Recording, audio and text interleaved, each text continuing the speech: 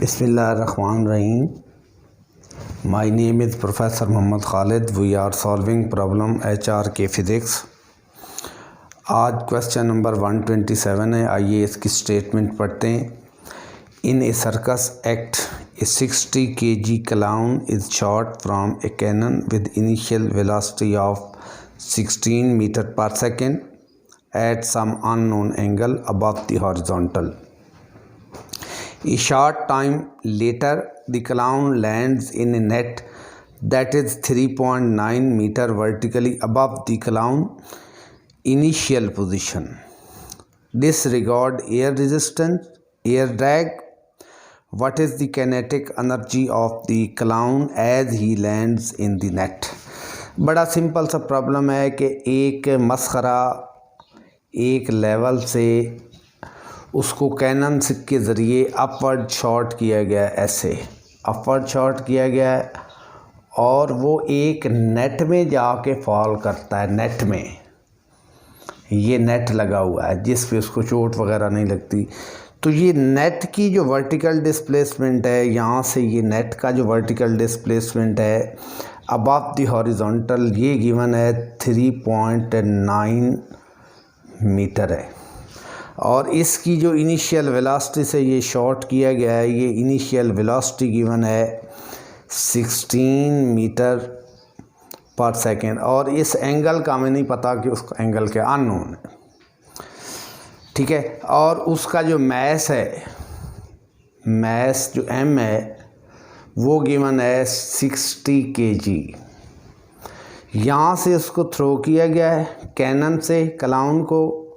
यहाँ पे एक नेट है, नेट इसमें वो फॉल करता है और नेट ग्राउंड लेवल से या उस पोजीशन से जहाँ पे उसको थ्रो अप किया गया है उस पोजीशन से उसकी हाइट 3.9 है।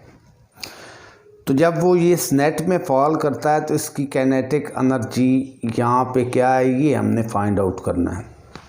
ये सिंपल प्रॉब्लम था। अब इसमें बताया गया है कि there is no air drag, यानी कोई नॉन कंजर्वेटिव फोर्स नहीं है, तो सिर्फ फोर्स ऑफ ग्रेविटी इस पे लग रही है जो कि कंजर्वेटिव है। तो इस पे हम लगा सकते हैं law of conservation of energy, law of conservation of mechanical energy, conservation of mechanical energy.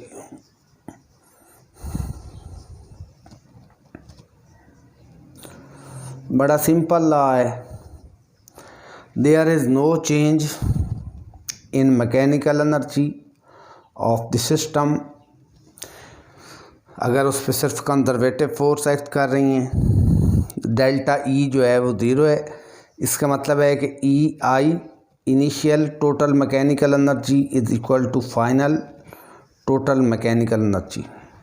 Initial mechanical energy potential energy initial, kinetic energy initial is equal to potential energy final plus kinetic energy final. अब आप देखें कि initial potential energy 0 system की, उसी level को 0 potential energy लिया हुआ है और इसकी काइनेटिक एनर्जी है हाफ mv²।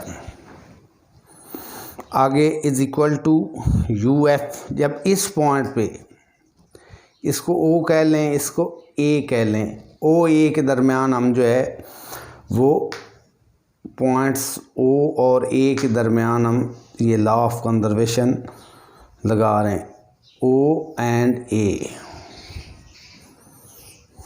ठीक है। तो इस पॉइंट पे इसकी जो है फाइनल जो आपके पास पोटेंशियल एनर्जी है वो है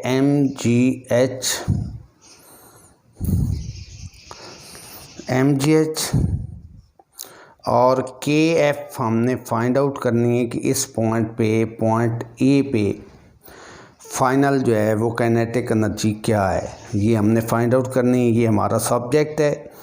तो kf कैन बी, इसकी वैल्यू जो आ जाती है इसको उधर ले जाएं, half mv² minus mgh value put करके देखते हैं। हाफ m गिवन है 60, v गिवन है 16 का स्क्वायर माइनस m 60, g की वैल्यू गिवन है 9.8 और h की वैल्यू है 3.9।